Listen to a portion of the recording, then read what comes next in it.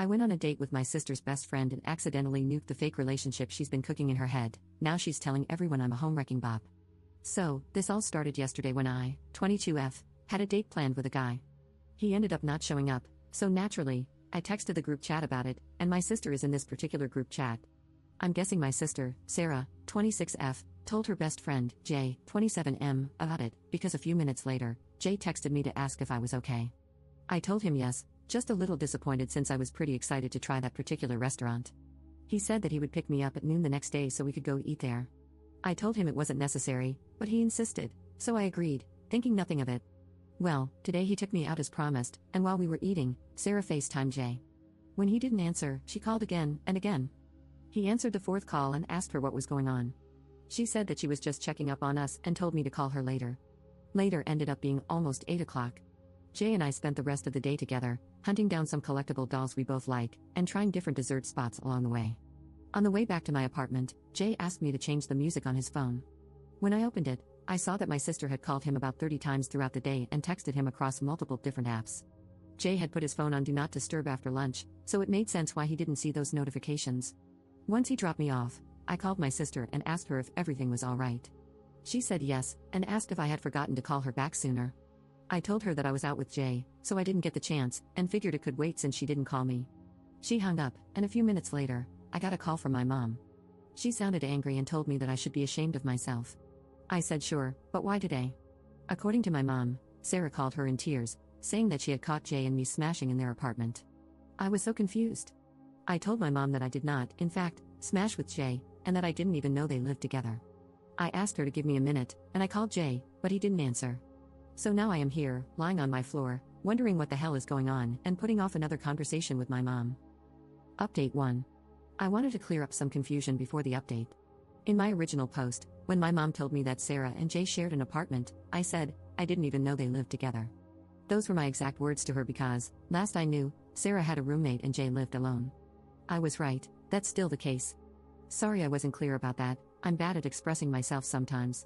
Another thing is people were wondering how Jay found out about my date, or lack thereof, and according to him, he was hanging out with a few of his friends, including my sister, and she told him about it in a joking way. Another point is that some people are asking why I went out with Jay if I knew my sister liked him. I didn't know. Just because I talk to my sister doesn't mean she talks to me the same way.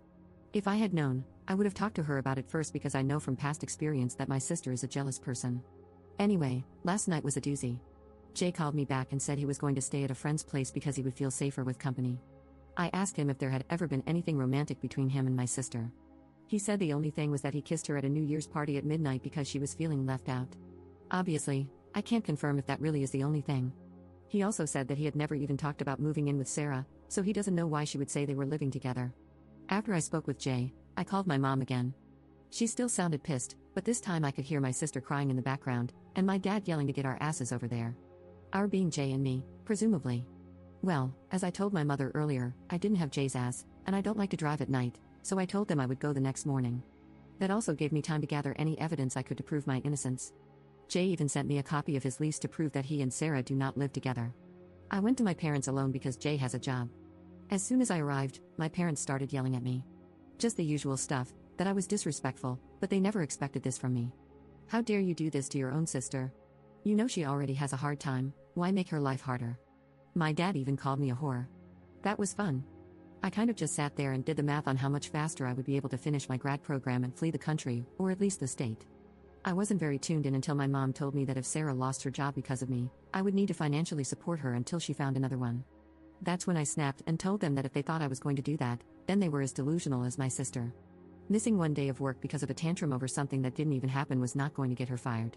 My dad said that Sarah had been missing work to make sure that Jay wasn't leaving work early to go see me. I found out my sister also told them that Jay was missing a lot of work, so he wasn't taking enough home for their bills. They had been sending her rent money for months. I told them it wasn't true and showed them the lease Jay sent, which clearly states when the lease started and when it ends. It also had his address, which is not the same as Sarah's. My mom brought Sarah out of her room, where she had apparently been this entire time, and told her to explain herself. Sarah said that Jay probably got that other apartment so he could be closer to me when he went on supposed business trips. First of all, Jay is a software developer, I don't know what business trips he would go on. Second, it was a nice way to find out that my sister doesn't even know where I live, because Jay's apartment is almost an hour away from mine. I showed my parents that on Google Maps, and they finally started to believe me. Sarah started crying and calling me a liar. My dad told me that even if what I said was true, I shouldn't have been so hard on Sarah, and that as her sister, I should be helping her when she's having a rough time like this. I told him I wasn't a therapist, but if she ever decided to get help, I would pitch in. I left after that. There was nothing else I needed to say, and there was no point in waiting for an apology. My dad looked uncomfortable, and my mom was too busy consoling my sister to notice me leaving. I haven't talked to them since then. Sorry if you were expecting a fun update where I somehow got revenge on my sister or something crazy and petty.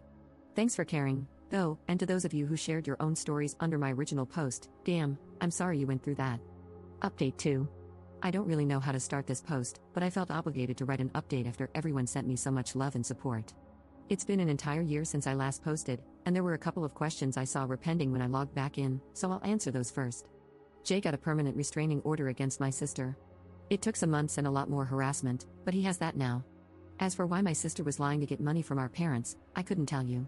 I don't know where all the money was going, but I'm pretty sure she lied because she didn't want them to be disappointed in her.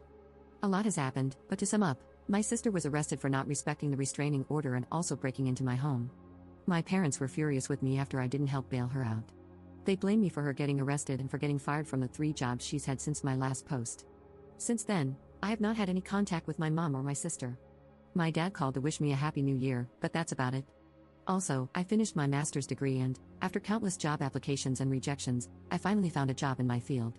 It's far away from where I currently live, which is a major plus. I'm sad to be leaving my friends, but I'm so excited to start this new chapter in my life. I think, overall, I am in a much better place mentally than I was when I first came on to write my post. I intended to use Reddit as a tool for journaling, but I think that didn't really work for me, so I found different methods to express and reflect on my feelings and situations. I think I'll still use my account, but probably just for trivial things that will hopefully not get very much attention.